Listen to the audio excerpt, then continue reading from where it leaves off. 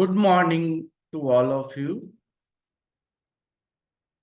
Previous class में हमने JavaScript के इनसाइड जावास्क्रिप्ट का डॉम मेथड सीखा, जावास्क्रिप्ट के डॉम इवेंट्स पे काम किया। अब हम आज की क्लास में देखेंगे जावास्क्रिप्ट डॉम मेथड्स और इवेंट्स के हेल्प से एक छोटा सा बेसिक प्रोजेक्ट डेवलप करना। आज जो आप देख रहे हो छोटा सा जो मैं प्रोजेक्ट लेकर आ रहा हूं, इस प्रोजेक्ट का नाम है डिजिटल वॉच, जो आज बहुत ज्यादा पॉपुलर है। आज देखते हो हर के हैंड में जो होता है डिजिटल वॉच होता है। कैसे हम लोग जावास्क्रिप्ट के हेल्प से एक डिजिटल वॉच जनरेट करेंगे, क्रिएट करेंगे। वो आज के हम छोटे से क्लास में हम उसको बहुत ज्यादा कोडिंग नहीं है, हम उसको शॉर्ट में उसको एक्सप्लेन करेंगे। आप उसको ध्यान से देखोगे और अपने लैपटॉप पे ट्राई करोगे। ठीक है। प्रोजेक्ट का नाम है डिजिटल वॉच। ये जो है आपको कंटिन्यूअसली टाइम को शो करता है, प्लस टेम्परेचर वगैरह सारा चीज बताता है। कैसे हम लोग उसको क्रिएट करेंगे, ये सारा प्रोसेस को हम लोग वन बाय वन देखते हैं। चलो स्टार्ट करते हैं। सबसे पहले आप क्या करोगे, आप अपना जो भी एडिटर यूज करते हो आप उसको ओपन कर लोगे। ठीक है। उसके बाद आप क्या करोगे, एक फोल्डर बनाओगे और उस फोल्डर में आप 3 फाइल रखोगे। यानी 3 फाइल आपको बनाना पड़ेगा। एक जो होगा तुम्हारा HTML का फाइल होगा, सेकेंड जो होगा तुम्हारा CSS का फाइल होगा, और थर्ड जो तुम्हारा होगा वो जावास्क्रिप्ट का फाइल। यानी आपको 3 फाइल यूज करना। ठीक है। देखो मैंने क्या किया है कि जो भी मैंने फोल्डर बनाया है उसको हम फाइल में जाकर और यहाँ से हम उस फोल्डर को ओपन कर लिया है। उस फोल्डर का नाम मैंने दिया है डिजिटल वॉच। हमने क्या किया है, यहाँ से एक न्यू फाइल लिया है और उस फाइल का नाम दिया है index.html। आप भी सेम प्रोसेस को यूज करोगे। उसके बाद मैंने क्या किया है, जैसे ही आप index.html पे क्लिक करोगे तो कुछ इस टाइप के विंडोज इंटरफेस आपके डेस्कटॉप पर स्क्रीन पे देखने को मिलेगा। ठीक है। आप क्या करोगे, बॉडी सेक्शन में आओगे और एक डिव लोगे। डिव डिव मतलब डिवीजन के लिए। और यहाँ पे एक आईडी उसका डिफाइन कर लोगे और उस आईडी का जो नाम होगा वो माई क्लॉक डिस्प्ले नाम दे दोगे। क्लास का जो नाम है वो क्लॉक है और एक ऑनलोड इवेंट्स का यूज मैंने किया है जिसमें वो टाइम को शो करके दिखाए। ठीक है। अब उसके बाद बॉडी मैंने क्लोज कर दिया। यानी बस ये छोटा सा कोडिंग मैंने किया है कि एक डिव लिया है जिसके थ्रू हमने सेक्शन बनाया है, जिसमें 3 एट्रीब्यूट्स को कॉल किया है, एक आईडी, एक क्लास और एक ऑनलोड इवेंट। अब हम क्या करते हैं, इसके CSS वाले पार्ट में आते हैं। सेकेंड जो है तुम्हारा CSS वाले पार्ट में हम आ गए और देखो CSS में भी मैंने कुछ ज्यादा नहीं लिखा है।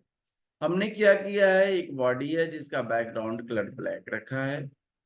अब मैंने जो क्लास डिफाइन किया है क्लॉक, उसका पोजीशन एब्सोल्यूट रखा है, टॉप में 50%, लेफ्ट में 50%, ट्रांसफॉर्म ट्रांसलेट -50%, ट्रांसलेट y -50%। ये जितनी भी प्रॉपर्टीज है मैंने प्रीवियस क्लास में आपको एक्सप्लेन कर दिया है। इसमें कुछ ऐसा प्रॉपर्टीज नहीं है जो आप नहीं जानता। इस सारे प्रॉपर्टीज को मैंने प्रीवियस क्लास में एक्सप्लेन किया था। ठीक है। अब हम क्या करेंगे, ये मेरा CSS भी कंप्लीट हो गया। अब हम जावास्क्रिप्ट के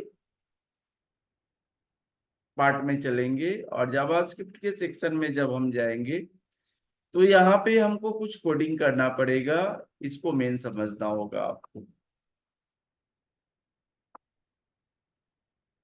अब देखो मैंने क्या किया है कि इसको मैंने लिखना स्टार्ट किया है। सबसे पहले आपको क्या करना पड़ेगा, एक फंक्शन बनाना हो। मैंने आपको बताया था कि जावास्क्रिप्ट में जब भी तुम फंक्शन बनाओगे तो उसके लिए आपको फंक्शन कीवर्ड का हेल्प लेना हो। देखो मैंने एक फंक्शन बनाया जिसका नाम दिया है शो टाइम। ये क्या करेगा, टाइम को शो करेगा।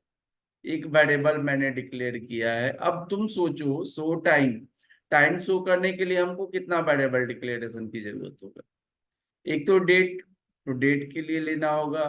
एक वेरिएबल डिक्लेयर करेंगे आवर्स के लिए, सेकेंड वेरिएबल डिक्लेयर करेंगे मिनट्स के लिए, थर्ड वेरिएबल डिक्लेयर करेंगे सेकंड्स के लिए, और एक जो है मेरा एम और पीएम शो करने के लिए। देखो मैंने एक वेरिएबल डिक्लेयर किया डेट, और ये जो डेट है, और इसमें हमने न्यू कीवर्ड के हेल्प से डेट फंक्शन को कॉल कर दिया। जैसे ही हम डेट फंक्शन को कॉल करेंगे वो करंट डेट के टाइम को डिस्प्ले करेगा। अब एक वेरिएबल मैंने आवर के लिए यूज किया जिसमें लिखा डेट डॉट गेट आवर, और वो आवर्स को शो करेगा, मिनट्स को शो करेगा, सेकंड्स को शो करेगा। एक सेशन मैंने लिया है वेरिएबल का नाम जिसमें एएम और पीएम। यहां तक तो कोई दिक्कत नहीं। अब हम क्या करेंगे कि यहाँ पे एक कंडीशनल स्टेटमेंट का यूज करेंगे।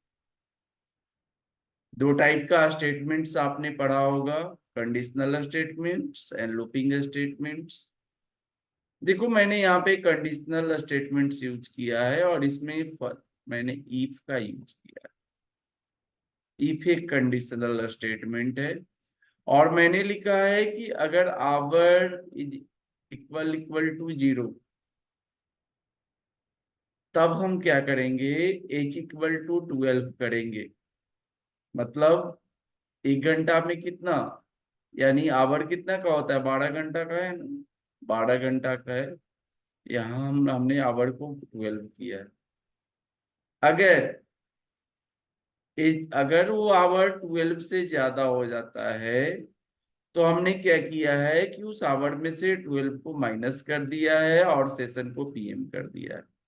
क्योंकि आपको मालूम है कि 12 आवर्स जो होता है वो एम का होता है, और 12 आवर जो होता है आपका पीएम का।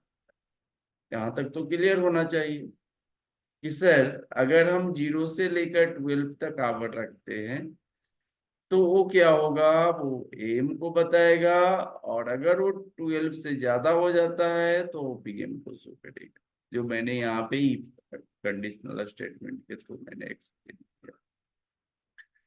आवर का तो मेरा हो गया। अगर आवर 10 से अगर छोटा हो जाता है तो वो 0 प्लस एच और एच। अगर वो मिनट 10 से छोटा है तो 0 और एम, और सेकंड से है। ठीक है। अब हम क्या करेंगे, एक वेरिएबल लेंगे जिसमें सबको ऐड कर देंगे। जितने भी टाइम्स है सबको हम कोलोन सिंबल्स के हेल्प से हम उसको ऐड कर देंगे। और एक डॉम का मेथड यूज करेंगे, document dot gate element by ID, जिसमें उस जो मैंने फंक्शन डिक्लेरेशन किया है उसको यहाँ पे कॉल कर लेंगे। डॉट इनर एचटीएमएल टाइम, और dot in text content time, और उसके बाद सेट टाइम आउट कर देंगे सो टाइम्स। और उसके बाद ये शो टाइम्स करेंगे, आपका जो है वो टाइमर्स जो है वो बनकर प्रिपेयर हो जाएगा। इसमें कोई ऐसा ज्यादा मतलब हमको नहीं लगा कि बहुत ज्यादा कोडिंग करने की जरूरत है। ये बहुत इजी कोडिंग है इसका। आपको मैंने ये जो इवेंट्स और डॉम का मैट्रिक्स पढ़ाया था, इसमें मैंने सारा डिटेल्स में सब चीज बताया हुआ है। मैंने सोचा कि चलो एक बच्चों को दिखा देते हैं एक कैसे प्रोजेक्ट बनता है। अब देखो आपको क्या करना है, आपने तो 3 पेज बना लिया। अब जो index dot H T M L है इसमें आपको लिंक करने आना चाहिए। तो लिंक करने के लिए भी तो आपको मालूम ही होगा। देखो मैंने स्टाइल शीट को यहाँ लिंक कर दिया है, और फिर मैंने यहाँ पे क्या कर दिया है, जावास्क्रिप्ट को लिंक कर दिया। देखो मैंने आप इसको स्क्रिप्ट को अगर डिव के ऊपर लिखते हो तो नहीं शो करेगा, क्योंकि आपका सेक्शन के नीचे होना चाहिए स्क्रिप्ट, तभी जाकर वो आपको डिस्प्ले करेगा। अब जब हम इसका आउटपुट देखेंगे, तो आउटपुट जब हम इसको देखेंगे तो हमको कुछ इस टाइप का आउटपुट्स आपको देखने को मिलेगा। जब आप इसके डेस्कटॉप स्क्रीन पे देखोगे तो कुछ इस टाइप के आउटपुट्स आपके डेस्कटॉप स्क्रीन पे दिखेगा। इस टाइप से आपको डिस्प्ले हो जाएगा। अब ये मूव करते रहेगा, देखो टाइमर चल रहा है ना ऐसे। आई होप कि आपको टाइमर बनाने आ गया होगा। नेक्स्ट क्लास में जब हम आएंगे तो इस टाइप से एक दो और प्रोजेक्ट से हम लोग काम करेंगे। ठीक है, आज के लिए इतना ही। आप इस कोडिंग को आप ट्राई करके देखोगे। ठीक है, बहुत ज्यादा इसमें कोई ऐसा कोडिंग नहीं है जो आपसे नहीं हो पाएगा, और इसमें कुछ ऐसा भी नहीं कुछ हेल्प लिया गया है, बहुत सिंपल कोडिंग किया गया है। ठीक है, आज के लिए इतना ही। Thank you, have a nice day.